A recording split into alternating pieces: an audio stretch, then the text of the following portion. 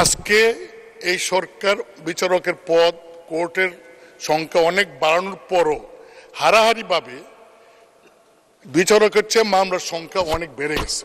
মাননীয় বিরোধী দলীয় চিফ হুইপ জনাব মোহাম্মদ মুজিবুল হক, কিশোরগঞ্জ ৩, সম্পূরক প্রশ্ন করুন। মাননীয় স্পিকার, আপনার মাধ্যমে মাননীয় আইনমন্ত্রীর কাছে আমার প্রশ্ন, এই মুহূর্তে বাংলাদেশে ৪৩ লক্ষ মামলা বিচারাধীন, তার মধ্যে ৩৭ লক্ষ মামলা নিম্ন আদালতে, ৬ লক্ষ মামলা হাইকোর্ট এবং সুপ্রিম কোর্টে।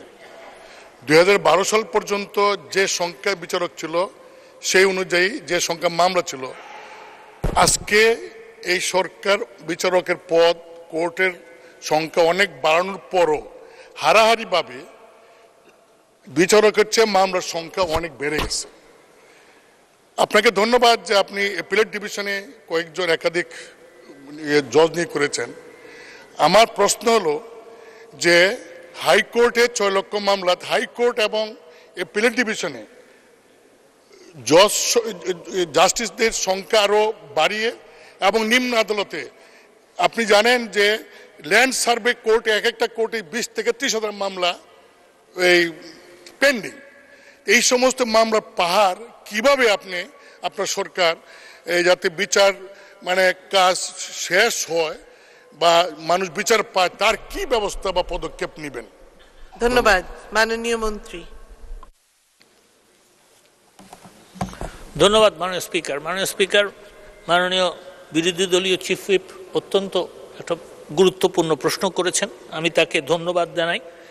প্রথম কথা হচ্ছে যে মামলার জট বেড়েছে সঠিক, এবং তার সাথে সাথেও কিন্তু আমরা আদালত সৃজন করে এবং বিচারকের সংখ্যাও বাড়িয়েছি, এবং এখনও যেটা আগে কখনো হয় নাই মাননীয় স্পিকার, সেটা হচ্ছে যে আগে কখনো আপনার বিচারকের পদ শূন্য হওয়ার আগে বাংলাদেশ জুডিশিয়াল সার্ভিস ক্যাডারে পরীক্ষা নিয়ে তার একটা রিজার্ভ বিচারকের ব্যবস্থা ছিল না। এখন কিন্তু আমরা সেটা করি যাতে কোনো বিচারক অবসরে গেলে সেই পদটা যেন খালি না থাকে, তড়িৎ যেন আমরা সেখানে বিচারক দিতে পারি।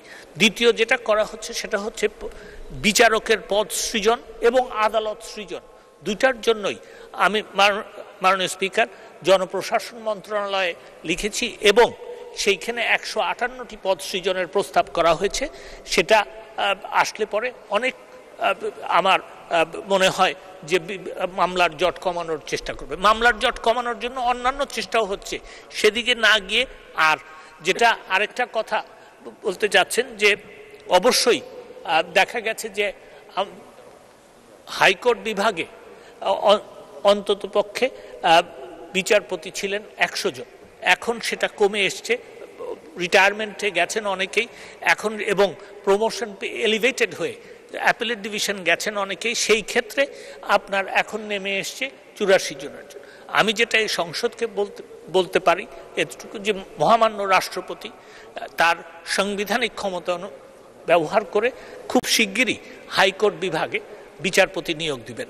আমি সঙ্গে সঙ্গে আরেকটা কথাও মাননীয় চিফ হুইপকে আপনার মাধ্যমে বলতে চাই যে বিচারপতি নিয়োগের জন্য আইন যেটা করার সেটাও কিন্তু আমরা প্রায় শেষ করে এনেছি, এবং এই দ্বিতীয় পদক্ষেপ যেটা আমরা নিচ্ছি সেটা হচ্ছে যে এই হাইকোর্টের বিচারপতি নিয়োগের ব্যাপারে যে আইনটা, সেটা স্টেক হোল্ডারদের সাথে আলাপ করার জন্য খুব শিগগিরই একটা সময় এবং তারিখ দেওয়া হবে।